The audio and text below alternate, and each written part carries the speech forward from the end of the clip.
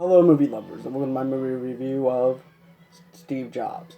Now, this version's a whole lot better than the Ashton Kutcher version, which I did a movie review 3 years ago on the page with the movie Jobs with Ashton Kutcher. And I thought there was some redeeming qualities to it, but there was actually some utter garbage to it as well, because they didn't focus on the negative aspects of Steve Jobs. They focused on the positive things, and then they also changed a lot of stuff up that didn't happen in Apple. So basically, with this one's about the autobiography that came out about Steve Jobs, and it's a more accurate thing about what pretty much a more accurate version of what the story should have been about with Ashton Kutcher. But that being said, this movie, I feel like, is very underrated and very unappreciated because of what Steve Jobs is able to do. He gave us good technology that we would never have, never thought we would have before. For instance, the tablets. I mean, well, without the iPad, we wouldn't have tablets. We wouldn't have an iPhone. We wouldn't have all this other technology that we have now that's consuming our life. And it's all because of Steve Jobs. Now, what I like about this movie, it starts off with pretty much the negatives of his life between him and his daughter.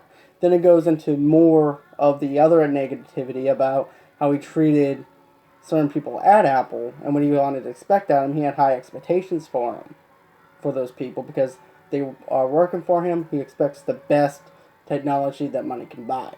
Now, the other thing is, too, I felt like he was a little bit more of a douchebag. That's just how he was perceived to me. But Michael Fassbender did a whole lot better than what Ashton Kutcher did with the role of Steve Jobs. He was able to give him more life to his character. You could see where he's battling between his professional life along with his personal life. And he was able to bring more to the table than what Ashton Kutcher did. Another thing, too, that I would have to say is Seth Rogen did a very good job playing Steve Wozniak. And, I mean, he brought his A game to that part and that role because, Seth Rogen movies and me, we don't get along that well. Unless he's part of a supporting role. If he's part of a supporting role, I'll watch it because normally he actually surprises me when he's in supporting roles like that. For instance, 50-50, he did a great job with 50-50 with Joseph Gordon-Levitt whenever Joseph Gordon-Levitt was having cancer.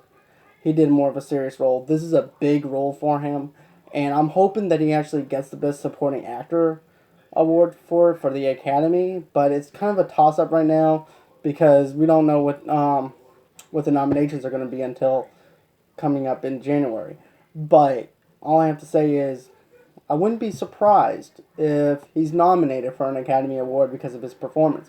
Michael Fassbender and everything, he did a great job as Steve Jobs, like I said.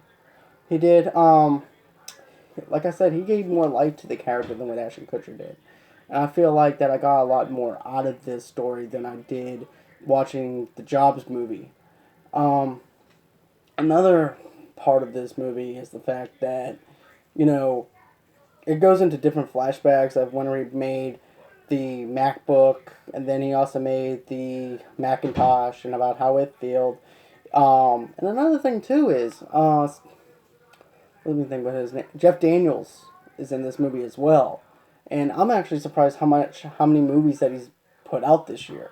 He's done one with The Martian. He's done this one, and I think he did one other one. I'm not 100% sure on that, but he's done a really good job as well. And I think that he might actually get nominated for maybe supporting role too. I'm not 100% sure. But that's just a speculation that I'm thinking on. But this movie is actually pretty good for you to check out if you're into technology, if you're actually wondering about the life of Steve Jobs. I would definitely check it out. It's worth checking out. The only negative thing I would have to say is I wish that they actually. I know that they didn't need to show this because we already have that technology, but I wish that they would have actually showed us the process of actually making the iPhone and stuff like that. But they actually go into the microchips part of the whole thing too, where it talks about the fastest microchip, which was the difference. That was actually good. I can't even tell you how good this movie is unless you actually see it for yourself. There's a lot of flashbacks going back and forth. There's a lot to keep up with. But I think you're going to appreciate this movie and appreciate what Steve Jobs has done for us for technology. And I feel bad for this movie because I wanted it to do so well. But anyways, it had nothing to do with the fact that this movie isn't good because it is good. And I hope that they re-release it whenever it's time for the Academy Award nominations coming up. But that's just the way I look at it. So anyways, I'm going to give this movie a 4.5 out of 5. Just simply because of the fact I enjoyed it. And I felt like that Michael Fassbender has actually done a great job with this.